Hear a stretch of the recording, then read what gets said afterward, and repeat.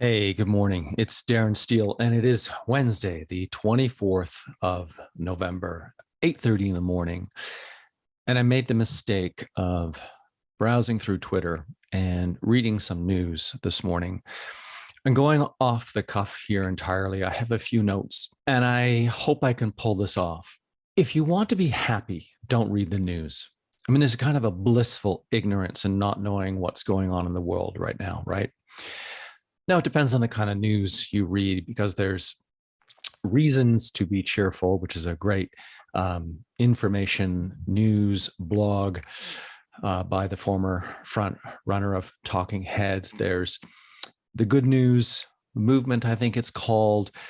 But with COVID, with all the discord going on in the world, with climate change, it can be very unsettling. And I still read the news in the morning, and I wonder why I do that. This morning, it just got the best of me. And this is Canadian politics, but this is also geopolitical and climate-based politics. And what I want to say is I'm having a very difficult time practicing my very own 6 principles of human-heartedness: non-contention, humility, being flexible and yielding, compassion, impartiality, and oneness, the connection to all of common humanity.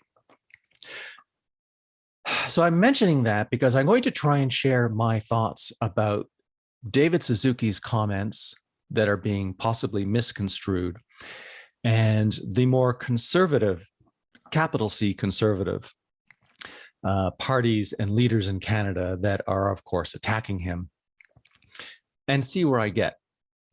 So David Suzuki was trending when I looked on Twitter this morning, based on some comments he made that pipelines might be blowing up if things don't change in government around climate change.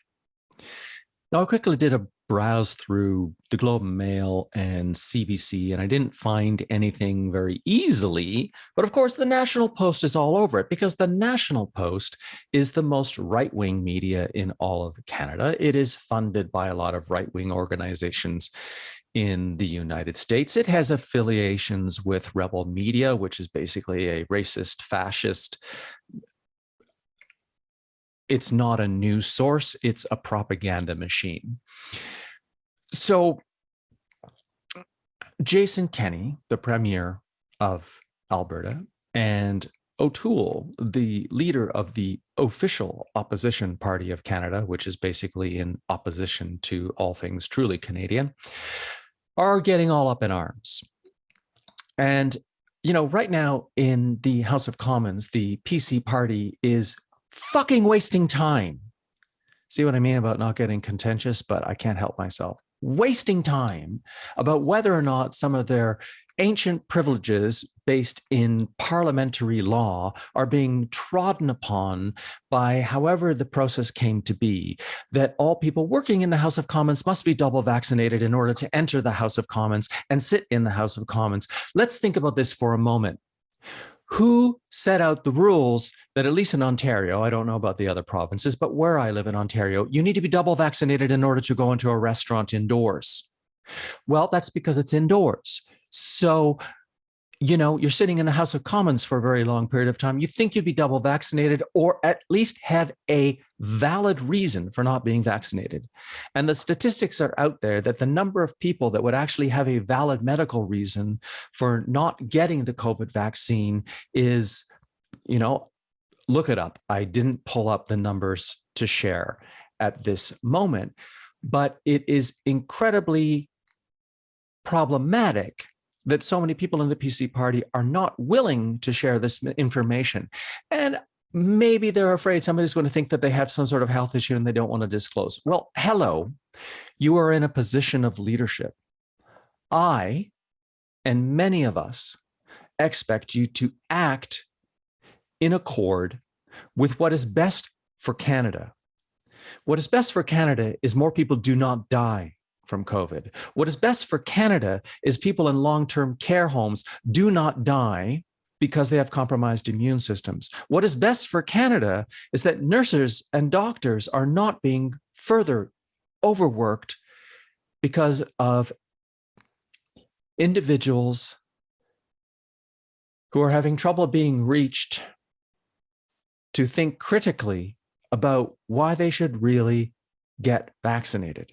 And the problem with a lot of those individuals is they've probably got vaccines from years ago. They probably do things that they don't realize are actually comparable.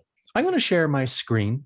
David Suzuki's blown up pipeline comments is a winking incitement to eco-terrorism. It's not. And here I'm going to go through some intelligent dialogue that's actually trying to, and when I say intelligent, people that are trying to see what is the truth behind this statement. Sandy Garosino says, it speaks for itself that David Suzuki is not a savvy political communicator who parses his words. In the olden days of ordinary democracy, opportunists did not pounce on every inelegant phrasing as a chance to frame people as terrorists. The word terrorism is being thrown around far too loosely. We are living in an age right now where many of us are at our wits' end about what we can do. I am focused on what I can do as a human being to be more balanced, less contentious, more open-hearted, more human-hearted, to literally see the big rock that's in the middle of the stream that is the unmoving old world, people that want to do things the old way, that's going to kill the planet and other people, that is subjugating human rights. And I want to be that water that flows around, that leaves that solid, unmoving, rigid rock of ideas and uncritical thinking behind. But that rock is still there. So the only way we're going to wear down that rigidity if more people think in a similar way, that if I lead myself in a particular way from human-heartedness, maybe this will slowly over time incite more people to be less contentious, yell less, use names and expletives at other people. So let's go on to Sherry DeNovo on Twitter, who says on the climate emergency front, those screaming about David Suzuki blowing up pipelines have no problem with blowing up the entire livable earth. In perspective, big oil. Well, Jason Kenney is going ballistic. This incitement of violence by David Suzuki is dangerous and should be condemned universally. In Canada, we resolve our differences peacefully and democratically, not with threats of terrorism or active violence. If Jason Kenney's government is continuing to dig oil and build pipelines and condemn the federal government for not doing enough for the energy sector, can we not also say it is a threat of terrorism against the entire planet to not find solutions to digging up and burning fossil fuels and destroying the environment and thus the climate? Who's the terrorist here? Someone who says, if you're not careful, we as a public who are climate defenders, we as a public who want to see change, we as a public who are tired of Cop-Out 26 having more attendees from big oil to persuade governments to do everything in their favor, which will kill the fucking planet. Who's the terrorist now? Just because you're not making changes that are slowly going to actually cause so much disruption to life and the ecology on this planet that's going to take decades and years to see, doesn't make that lack of progressive humanitarian ecological action any less terroristic than your false claim, than David Suzuki saying, if changes aren't made, people who are going to be very upset at having tried to make change are going to have to go to the next level and break down infrastructure like a pipeline to make a point. That's not terrorism. I'm not going to go into the exact examples and definitions of terrorism, but terrorism needs to be more properly used within the definition of how it's understood. Otherwise, everything is an act of terrorism. It's like saying words are violence, which they're not. You can tell I'm upset, but my words are not violence. An act that leads to something violent, that is an action. Here's something smart by Brett Favaro. Yes, you can get upset by David Suzuki's message, but no reasonable person can read this, what he wrote, as an incitement. The context makes this very clear. Suzuki was reached by the National Post on Monday and said violence within the environmental movement is already happening, although he identified police actions against anti-logging protesters and anti-gas pipeline protesters as the culprits. So we have an issue with police. Hey, that's nothing new. Asked whether or not he would support the bombing of pipelines, Suzuki said, of course not. Now, this is something following something that's Suzuki said earlier. The violence is coming from the authorities, from governments, from the RCMP, said Suzuki. They're declaring war against those that are protesting. The police were originally created and given power to protect the robber barons, to protect those with all the power, the privilege, and the income. Of course, the governments want to use police to protect civil liberties, but police, at least at the level of the RCMP, which are highly problematic, are clamping down on protesters in a way that's highly questionable.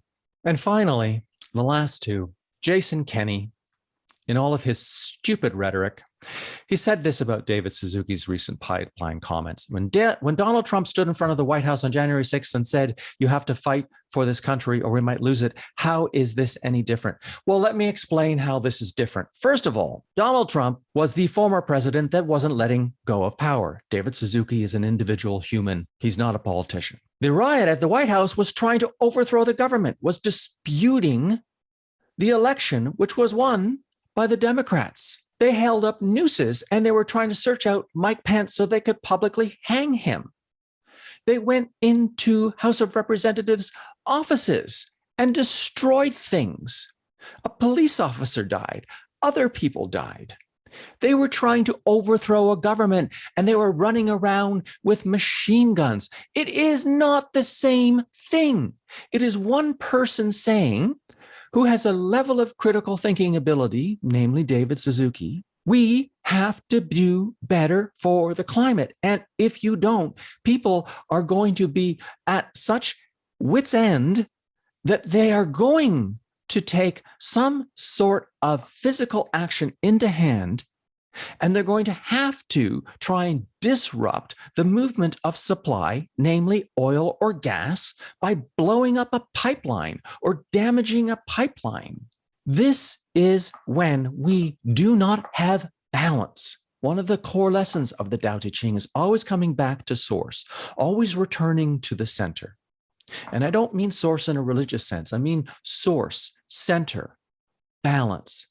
Balance is an act, right? Because we understand things as polarities. The extremists, whether they be right wing or left wing, the extremists, whether they be seemingly fanatical climate deniers or seemingly fanatical climate protesters that are protesting for change in policies to save the earth.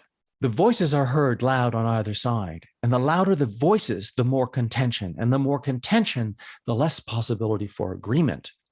But we are at a place right now where there's such a small amount of people who actually hold the power and the reins, who are not doing things in favor of the health of this planet and humanity, that people are going to take things into their own hands at the civic level. And the last idiot, the last person I want to talk about is the lovely Erin OToole, who is the biggest two-faced turnabout, walk back 6 steps, come forward 2, says this type of rhetoric from David Suzuki is dangerous and undemocratic. It implies that energy workers and infrastructure should be targets for acts of terrorism. All political leaders should unreservedly condemn this statement. Well, we know all governments are basically in favor of pipelines. We know the Trudeau Liberal government has put the money into building the pipeline. It's problematic. But let's look at this to wrap up this rather long diatribe that I'm holding for what it is. An individual human being in Canada who has a platform, David Suzuki. Whatever you think about him, whatever he's done, whatever you think about Erin OToole or Jason Kenney or anyone else, the truth is, factually, we know this. If we don't make changes sooner than later, we're doomed as a species. The planet will take care of itself, and the planet will shift its entire ecology so that billions of people will die, as well as other living creatures. And in 1 million or 10 million years, the planet will be something else entirely. The human race may be extinct. And if the people that are holding on to the power, that are also holding on to all of the power that comes from fossil fuels that is damaging the planet, are afraid of one person saying, if you don't step up, a handful of people might sneak into a forest somewhere and blow up one of your pipelines. Enough said. There's nothing more I can say to this, but kudos to David Suzuki, because it's something I've thought about. It's something I actually agree with. It's not that I condone violence, but going back to the idea of balance, when the people who hold the reins of power are not doing enough to protect the planet, there will be a movement of people who will push back. And the people who have power are afraid of the individuals who do not have political power, because they might actually sway the public to make the changes that need to happen. Thanks for watching.